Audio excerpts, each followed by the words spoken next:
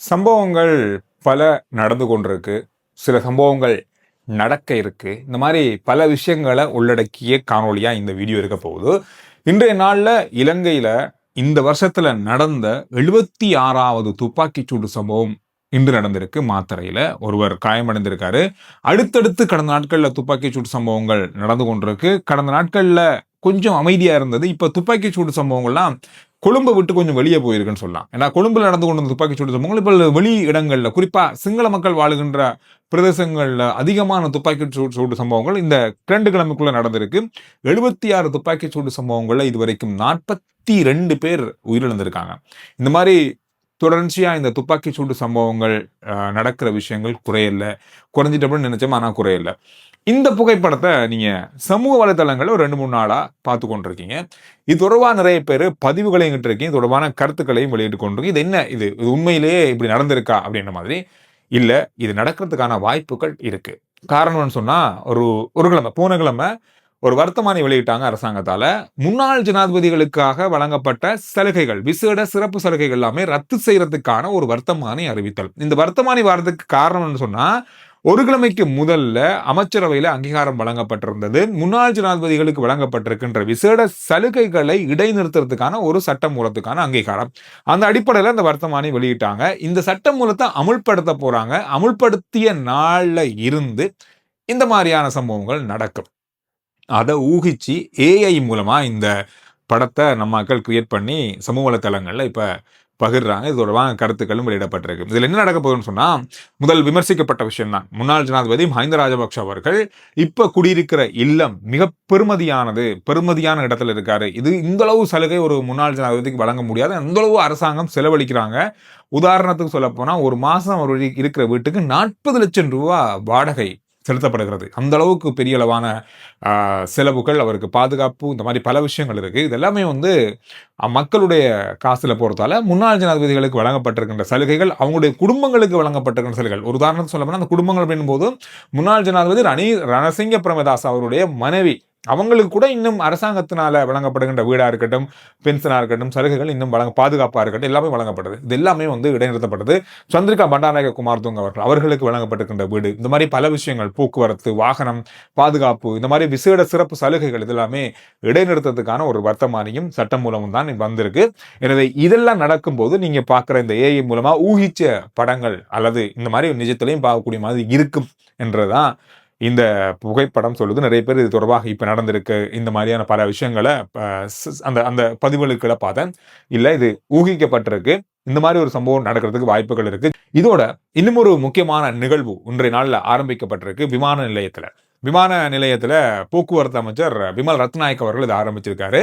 வெளிநாட்டில் இருந்து வரவங்களுக்கு தங்களுடைய சாரதி அனுமதி பத்திரத்தை, இலங்கையில பாவிக்கக்கூடிய சாரதி அனுமதி பத்திரத்தை நீங்க விமான நிலையத்திலேயே இன்று முதல் ஆகஸ்ட் 3ஆம் தேதி முதல் பெற்றுக்கொள்ளக்கூடியதான வசதியை ஏற்படுத்தியிருக்காங்க. போன கிழமை நாம் இது பற்றி பேசியிருந்தோம். இது தொடர்பான அறிவித்தல் வந்தது. யாரு இதற்கு தகுதியுடையவர்கள் அப்படின்னு சொன்னா, வெளிநாட்டில இருந்து வர சுற்றுலா பயணிகள், வெளிநாட்டில இருந்து நாட்டுக்குள்ள வரவங்க, எந்த தேவைக்குமே, சுற்றுலாவுக்கு மட்டுமல்ல, அவங்களுடைய நிற்கக்கூடிய காலம், அவங்க அந்த நாட்டுல எந்த நாட்டுல இருந்து வராங்களோ, இதுல பெரிய லிஸ்டே கொடுத்துருக்காங்க. இவ்வளவு நாடுகள்ல இருந்து வரவங்களுக்கு இந்த சலுகை இருக்குன்னு சொல்லியிருக்காங்க. அவங்க அந்த நாட்டுல சாரதி அனுமதி பத்திரம் வச்சிருக்கணும். அது 1 வருஷத்துக்குள்ள காலாவதி ஆகாத திகதியை கொண்டிருக்கணும். ஒரு வருஷத்துக்கு அதிகமா இருக்கணும். அதோட அவங்களுடைய சாரதி அனுமதி பத்திரம் வேற ஏதாவது மொழியில இருந்தா ஆங்கில மொழியில கட்டாயம் அதை மொழி மாற்றம் செஞ்சு கொண்டு வரணும். இந்த மாதிரி பல முக்கியமான விஷயங்கள் உள்ளடக்கப்பட்டிருக்கு. 1 மாதம் முதல் 5 மாதம் வரை இந்த அனுமதி பத்திரத்துக்கான கால எல்லை நிர்ணயிக்கப்பட்டிருக்கு. அது ஒவ்வொரு தேவைகளுக்காகவும் என்னென்ன வாகனங்கள் ஓடலான்றது அங்கு அறிவுறுத்தப்படும். இது 1 மாசத்துக்கு 2000 ரூபாய், 5 மாசத்துக்கும் 10,000 ரூபாய் இலங்கை ரூபாவில் அறவிடுறாங்க இந்த சாரதி அனுமதி பத்திரங்களை பெற்றுக்கொள்றதுக்கு. எனவே கொழும்புக்குள்ள அதாவது ஏர்போர்ட்ல இருந்து வேரகரை போயிட்டு சாரதி அனுமதி பத்திரத்தை மாத்தி இந்த மாதிரியான வேலைகளுக்கு 1 நாள் 2 நாள் போகலாம். அதை கட்டுப்படுத்துறதுக்கும் பயணிகளுடைய இலகுவான சேவையை வழங்குறதுக்கும் இந்த நடவடிக்கையை இன்று முதல் அமல்படுத்தியிருக்காங்க. வரும்போது உங்களுக்கு தேவை என்னும் போது இதை பயன்படுத்தி கொள்ளுங்க. ஆரம்பத்துல சம்பவங்களை அப்படின்னு சொல்லும் போது ஒரு சம்பவத்தை ஞாபகப்படுத்துறேன். போக்குவரத்து சபைக்கு சொந்தமான சிடிபி பஸ்கள்ல ஒரு முக்கியமான ஒரு சம்பவத்தை கொண்டு வந்திருக்காங்க. இது மக்களுடைய போக்குவரத்தினுடைய தரத்தை உயர்த்துறதுக்கு இந்த நடவடிக்கை எடுக்கப்பட்டிருக்கு. என்ன அப்படி செஞ்சிருக்காங்கன்னு சொன்னா, போக்குவரத்து சபைக்கு சொந்தமான சிவப்பு கலர் பஸ்ஸில் பயணிக்கும் போது நீங்க டிரைவர் சீட்டுக்கு பின்னுக்கு இருக்கிற கண்ணாடியில் ஒரு இந்த இந்த நோட்டீஸ் மாதிரி இந்த மாதிரி ஒரு துண்டு பிரசுரத்தை நீங்கள் பார்க்கலாம். இதில் என்ன இருக்குது அப்படின்னு பார்க்கும்போது, நீங்கள் பயணிக்கிற பேருந்துல என்னென்ன விஷயங்கள் குறைபாடு இருக்குது, சாரதி சரியாக இருக்காரா, சாரதி ஃபோன் பேசாமல் போகிறாரா, இல்லை நடத்துனர் என்ன மாதிரி இருக்குது, சீட்டுகள் எப்படி இருக்குது, பேருந்தினுடைய சேவை எப்படி இருக்குது, போகின்ற வேகம் எப்படி இருக்குது, இந்த மாதிரி பல விஷயங்களை அறிந்து கொள்றதுக்காக இந்த சேவையை ஆரம்பிச்சிருக்காங்க. அதாவது இந்த பேருந்தில் நடக்கிற விஷயங்களை நீங்கள் முறைப்பாடாக சொல்லலாம், அல்லது இப்படி நடந்தால் நல்லா இருக்கும் அப்படின்ற அறிவுறுத்தலை கூட வழங்கக்கூடிய அளவில் இந்த வாட்ஸ்அப் இலக்கத்தை அறிமுகப்படுத்திருக்காங்க. நீங்கள் இதில் இருக்க கியூஆர் கோடை ஸ்கேன் பண்ணும்போது உங்களுடைய தகவல்களை நீங்கள் பெற்றுக்கொள்ளக்கூடியதாக இருக்கும். நீங்கள் நேரடியாக தொலைபேசி மூலமாக கூட அழைத்து நீங்கள் அதுக்கான முறைப்பாடுகளையும் உங்களுக்கு சொல்லக்கூடிய விஷயங்களையும் அறிவிக்கலாம்னு சொல்லியிருக்காங்க. 1958 என்ற இலக்கத்திற்கு மறக்காதீங்க. இதை நீங்கள் பயன்படுத்துங்க. பொதுமக்கள் இதை சரியாக பயன்படுத்தினா தான் இதை சரியாக அடுத்தடுத்த நாட்களில் போக்குவரத்தினுடைய தரத்தை உயர்த்தலாம். நீங்கள் கண்ணும் காணாமல் போகாமல் இந்த விஷயம் அறிமுகப்படுத்தப்பட்டிருக்கு. எது குறை நிறையோ நீங்கள் இதை அதாவது அறிவிச்சு போக்குவரத்து சேவையினுடைய தரத்தை உயர்த்துறதுக்கு ஒத்துழைங்க. கண்ணும் காணாமல் போகாதீங்க. அரசாங்க உத்தியோகத்தர்கள், அரசாங்க ஊழியர்கள், அரசு அதிகாரிகள் தங்களுடைய சொத்து விவரங்களை கையூட்டல் மற்றும் லஞ்ச ஊழல் ஆணைக்குழுவிடம் கையளிக்கணும். ஆனா இவங்க கையளிக்கல. நிறைய பேர் கையளிச்சுதான் நிறைய பேர் கையளிக்கல. இந்த கையளிக்காதவர்களுக்கு எதிராக வழக்கும் தண்டப்பணமும் அறவிடப்படும் அப்படின்னு சொல்லி அறிவிச்சிருக்காங்க. காரணம் என்னன்னா, அவங்க ஜூலை மாதம் 31ஆம் தேதிக்கு முதல்ல இந்த தகவல்கள்லாம் வழங்கியிருக்கணும். ஆனால் வழங்கலை. ஏன் வழங்கலை அப்படின்ற ஒரு கேள்வி இப்போ கேட்கப்பட்டிருக்கு. இப்போ இந்த மாதம் வரைக்கும் அவங்களுக்கு நேரம் கொடுக்கப்பட்டிருக்கு. எவ்வளவுக்கு அதிகமான அதாவது நேரம் எடுத்துக்கொள்ளாமல் இந்த தகவல்களை வழங்குறவங்களுக்கு தண்டப்பணம் குறைக்கப்படும். இல்லைன்னா அவங்களுக்கு வழக்கு தாக்கல் செய்யப்படும். அதிகளவான தண்டப்பணமும் வழங்கப்படும். ஒவ்வொரு நாளுக்கு நாள் தண்டப்பணம் அதிகரித்து கொண்டே போகுது. உங்களுடைய சொத்து விவரங்களை கையளிக்காத வரைக்கும் இது பெரிய அளவான பிரச்சனைகளை உங்களுக்கு உருவாக்கும் அப்படின்னு சொல்லப்பட்டிருக்கு. கடந்த கால அரசாங்கம் மாதிரி நினைச்சிருப்பாங்க போல நம்மாக்கள், சொல்லிட்டு மறந்துடுவாங்க அப்படின்னு சொல்லி. ஆனா இது அப்படியே தொடர்ந்து கொண்டு இருக்கு. நீங்க கையளிக்காட்டி தப்பிக்க முடியாது. உங்களுடைய சொத்து விவரங்களை உடனே கையளிச்சிடுங்க. செம்மணி தொடர்பான செய்திகள் நாளுக்கு நாள் கொஞ்சம் பரபரப்பை தாண்டி போய்கொண்டிருக்குன்னு சொல்லலாம்.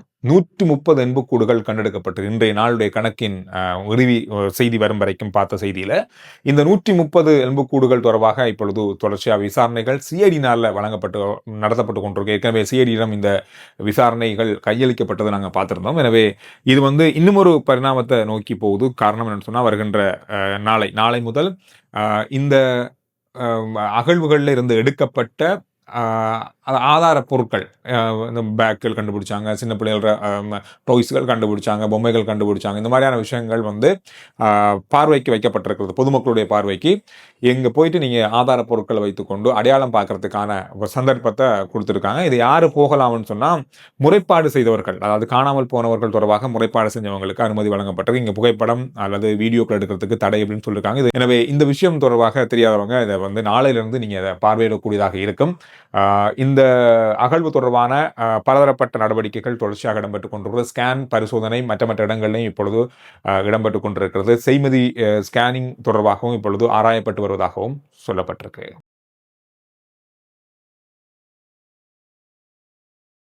வருகின்ற ஜனவரி முதல் அல்லது வார வருஷத்திலிருந்து ஒரு புதிய நடைமுறை வருது. ஒரு நல்ல நடைமுறைன்னு சொல்லலாம் இது. அதாவது நாம இப்ப கையடக்க தொலைபேசி இலக்கங்களை பாவிக்கிறோம். இந்த இலக்கம் அப்படின்னு டாலோக்கு பாவிக்கிறோம், மொபிட்டல் பாவிக்கிறோம், ஏர்டெல் பாவிக்கிறோம். எல்லாருமே சில பேர் இந்த 2-3 நெட்வொர்க் பாவிப்போம். என்ன காரணம்னு சொன்னா, ஒன்று இங்க இருக்கும்போது வேலை செய்யாது, அங்க போனா ஊருக்கு போனா இன்னொன்று வேலை செய்யும். அப்ப வேற நம்பர்களை நாங்க பாவிக்கிறோம், வேற இலக்கங்கள் நாங்க பாவிக்கிறோம். இதுக்கு இனி அடுத்த வருஷத்திலிருந்து தேவைப்படாது. ஒரு இலக்கத்திலேயே நாங்க தேவைப்படும் போது எந்தெந்த நெட்வொர்க்குக்கு நாங்கள் மாறிக்கொள்ளலாம். அதாவது நான் ஒரு டயலாக் சிம்மை பாவிக்கிறேன், 077 தான் இருக்குது. அதை நாங்கள் ஏர்டெலுக்கோ அல்லது மொபிட்டலுக்கோ மாறும்போது 075 079 மாற்ற வேண்டியிருக்கும். ஆனால் இனி நாங்கள் இலக்கம் மாற்ற தேவையில்லை. மொபிட்டல் பாவிச்சோம்னா டாலோக்கு மாறிக்கொள்ளலாம், டாலோக்கு பாவிச்சோம்னா ஏர்டெலுக்கு மாறிக்கொள்ளலாம். ஒவ்வொரு நிறுவனங்களோட சேவைகளை மாத்திரமே நாங்கள் பெற்றுக்கொள்ளலாம். எங்களுடைய இலக்கம் மாறாது, அதே இலக்கம் தான் இருக்குது. இது வெளிநாடுகளில் இருக்கிற ஒரு நடைமுறை.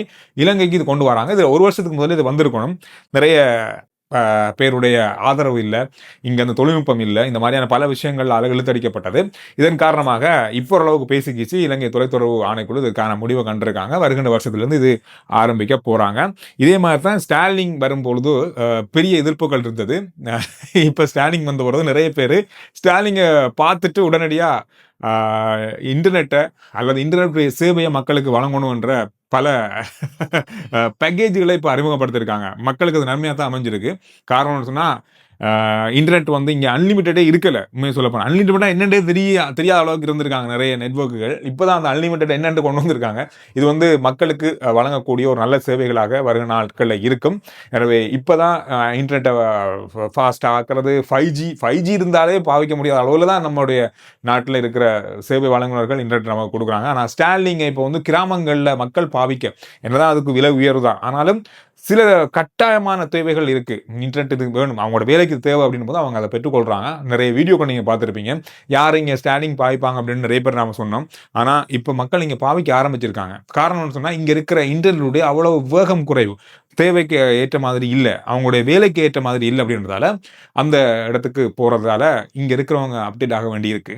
கண்டிப்பாக இந்த மாதிரியான போட்டி நிறுவனங்கள் வரும்போது தான் மக்களுக்கு இங்கே நல்ல சேவைகள் கிடைக்கும் அப்படின்றதுக்கு இது ஒரு உதாரணம். ஆர்ஜே சந்துரு ஸ்போர்ட்ஸ் சம்பந்தமான ஒரு சேனல் ஒன்று நம்மகிட்ட இருக்குது. காரணம்னு சொன்னால் விளையாட்டு தொடர்பான செய்திகளை பார்க்குறவங்க அதிகமாக இருக்கீங்க. எனவே விளையாட்டு தொடர்பான செய்திகளை அறிஞ்சுக்கொள்ளணும் அப்படின்னு நினச்சிங்கன்னா ஸ்போர்ட்ஸ் ஃபீட் அப்படின்ற சேனலை வந்து நீங்கள் சப்ஸ்கிரைப் பண்ணுங்கள். லிங்க் வந்து டிஸ்கிரிப்ஷன்லையும் முதல் கமெண்ட்ஸ்லையும் தரேன். அடுத்த வீடியோவில் நான் உங்களை சந்திக்கிறேன்.